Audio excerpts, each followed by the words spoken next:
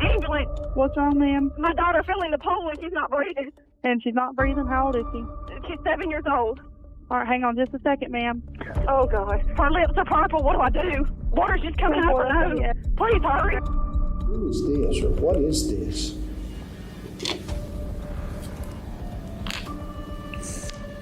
My mama. Okay. And what is she doing? Killing my sister. He was only 7 years old, his feet barely touching the floor as he sat in the witness chair. But when he opened his mouth, the words that came out were enough to send his mother to prison for life.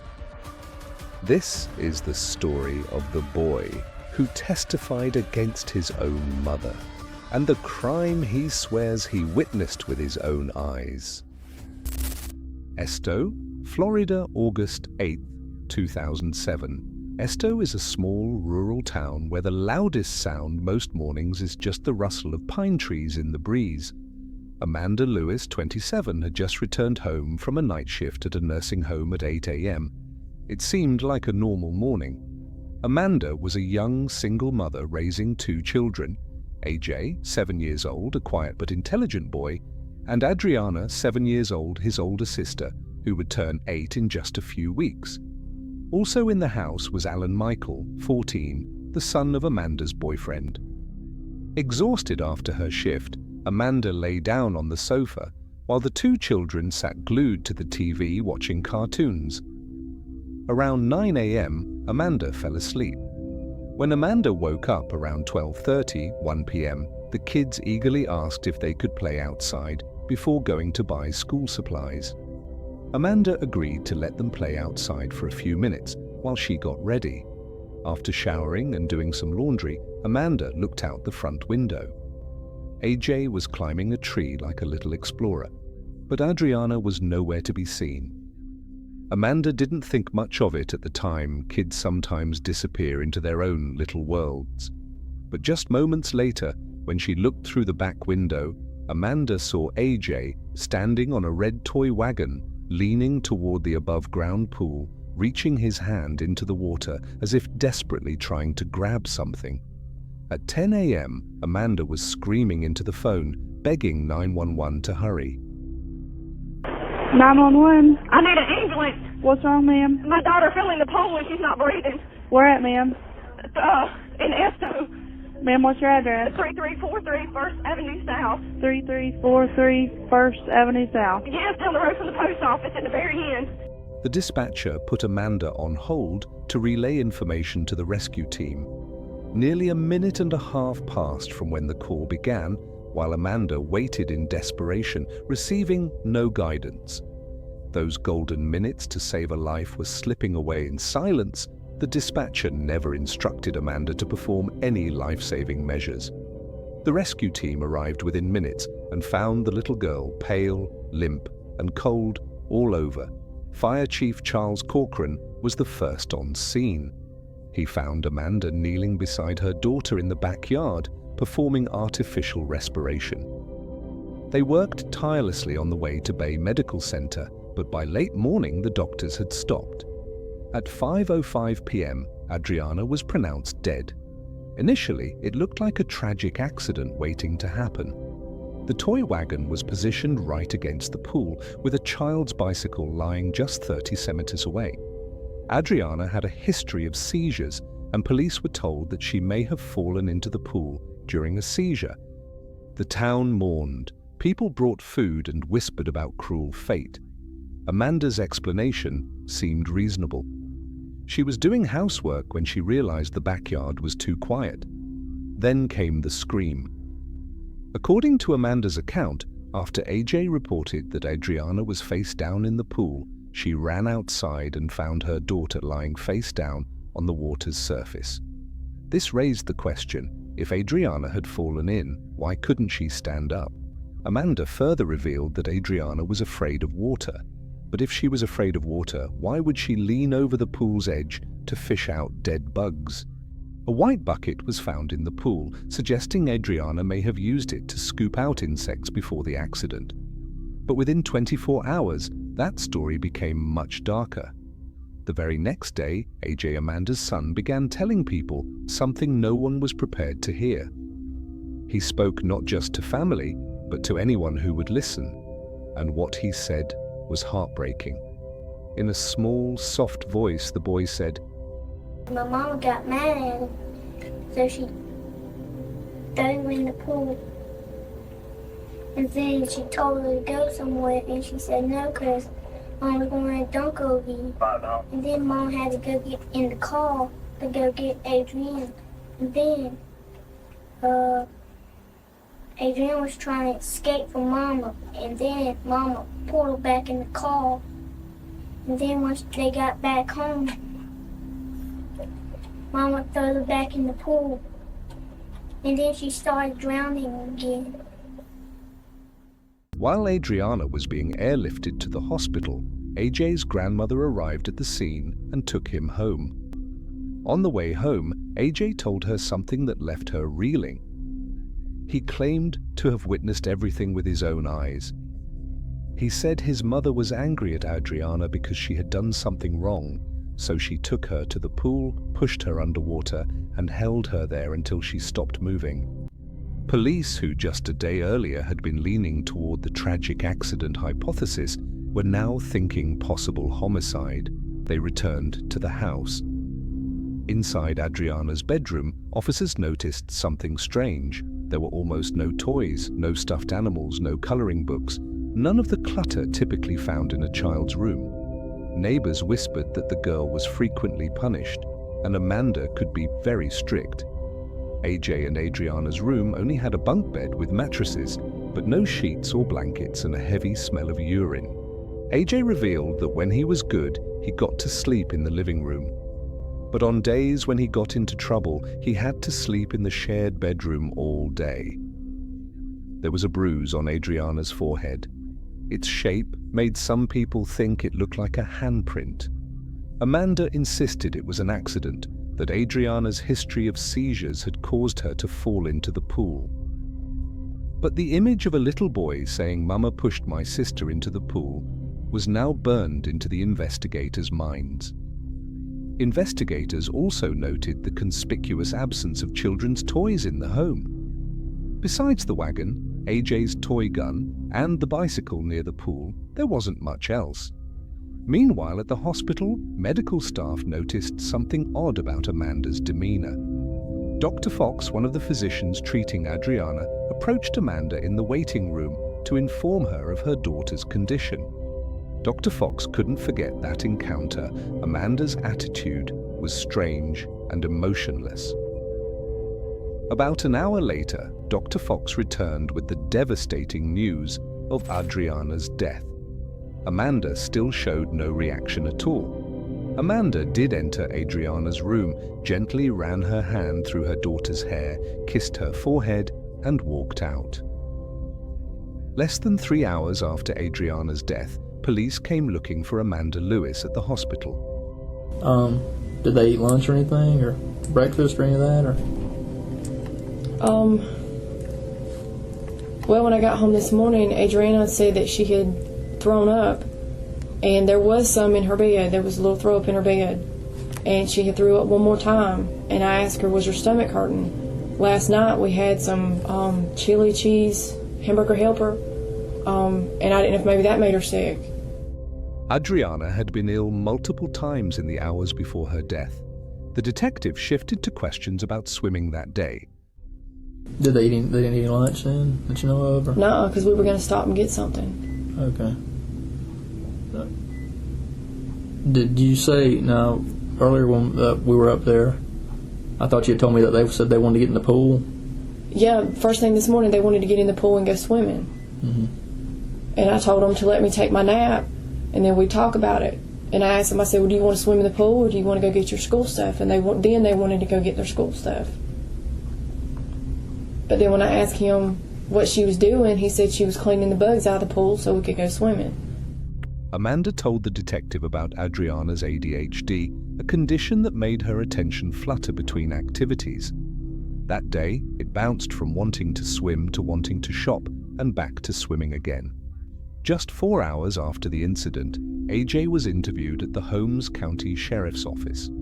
The boy recounted in detail the distressing events he claimed to have witnessed. My sister, she read me and sprayed something that make everything smell good, and she didn't do this. She done the stuff that she didn't supposed to, so my mama got mad at her, so she threw me in the pool. In Amanda's story, she made no mention of driving her car that day. But AJ's account presented a different sequence of events, one that didn't align with his mother's. The challenge for investigators was determining whether AJ was telling the truth, or if this was just the complex imagination of a small boy. My mom told me to go get her, and then when I was standing in the wagon, she was dead. So you stood up in the wagon? Could your sister swim? To understand the current living situation, investigators turned to AJ's daily life and sleeping arrangements with his sister. Where do you sleep at, AJ? In Amber's old bedroom. Me and my sister. Is that where you slept last night? I sleep in there all day when I get in trouble. But when I be good, I get to sleep in the living room. He explained that when he behaved well, he was allowed to sleep in the living room. However, on days when he got into trouble, his sleeping arrangement shifted to the shared bedroom all day. AJ also revealed that he and Adrianna hadn't had breakfast that day. AJ also revealed details about the source of Adrianna's trouble that day, slamming cabinets in the kitchen and playing with their mother's hair care products. He then provided a chilling account of the alleged incident, describing how his mother, in his words, dunked Adrianna in the pool. Tell me what you mean when you say dunk. Somebody dunked somebody. Mama dunked my sister. What does that mean? Drowning. Can you tell me how that happens? When Adrianna messaged with stuff today. So, Who was in the pool? Adrianna. Did your mama get in the pool? Nuh-uh. Adrianna was just in the pool with Mama. But Adrianna was laying like this and Mama holding him like this, so she went scream. Despite being only 7 years old, he demonstrated keen awareness of his mother's work schedule, remembering specific days and times. He also understood his absence from school, pinpointing it as spring break, rather than the more common summer break.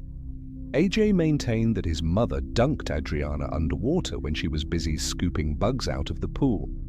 He then revealed the traumatic scene, recounting how 14-year-old Alan Michael hurried him into the house after Adrianna was pulled from the pool. And she was purple, her lips were purple, and brown water was coming out of her mouth. In September 2007, Amanda Lewis was arrested on charges of first-degree murder and aggravated child abuse. The investigation continued for about a month, uncovering more disturbing details. Investigators revealed that Adrianna was not Amanda's first child to meet a tragic and mysterious end. Her firstborn, 16-month-old Alex, had died from a seizure disorder. Alex passed away in his sleep after a seizure, and though deemed accidental at the time, the circumstances surrounding his death now raised eyebrows. Amanda disclosed a shocking detail. Child Protective Services had been regularly visiting Amanda's home after a teacher reported concerns about the children's hygiene. These meetings involved one-on-one sessions with a social worker, primarily focusing on parenting discussions, particularly methods of discipline. Adrianna's autopsy report subsequently confirmed drowning as the cause of death, ruling it a homicide. But Amanda had passed the lie detector test. So how could police be certain she had killed her daughter? The answer lay with a 7-year-old child and what he was about to say in court. February 2008. The case had drawn statewide attention. The prosecution's star witness was not a scientist, not a detective, but a second grader. The prosecution offered Amanda a plea deal, 10 years in prison if she pleaded guilty to manslaughter. To many people's surprise, Amanda rejected the deal. She was innocent. The day AJ walked into the courtroom, the air was thick. He had just turned 7. He was small for his age, his feet swinging above the floor as he sat in the witness chair. He hadn't seen his mother in 6 months. Initially, when asked if his mother was in the room, AJ said no. Because she's not in the courtroom? No, so. Okay. So your mother is not in this courtroom? No, so. Okay. But then, Prosecutor Basford began pointing out people in the courtroom. Some AJ knew, others were strangers. As Basford systematically identified each person, he eventually directed AJ's attention to his mother, Amanda Lewis, sitting right there in front of him. That woman sitting right there between them, have you ever seen her before? Yes, so. Who is that? My mother. That's when the emotional weight of the situation became overwhelming for the young boy. AJ broke down in tears. The courtroom witnessed this heartbreaking moment, a delicate balance between presenting evidence and the emotional burden on a child. The tears didn't stop the questions. The state attorney stood beside the boy, speaking softly. They want to know how Adrianna died. Yes, so. Now, I wasn't there, AJ, was I? No, so. Were you there when she died? Yes, so. Can you tell them how she died? Yes, so. Now, what is this right here? Who is this, or what is this?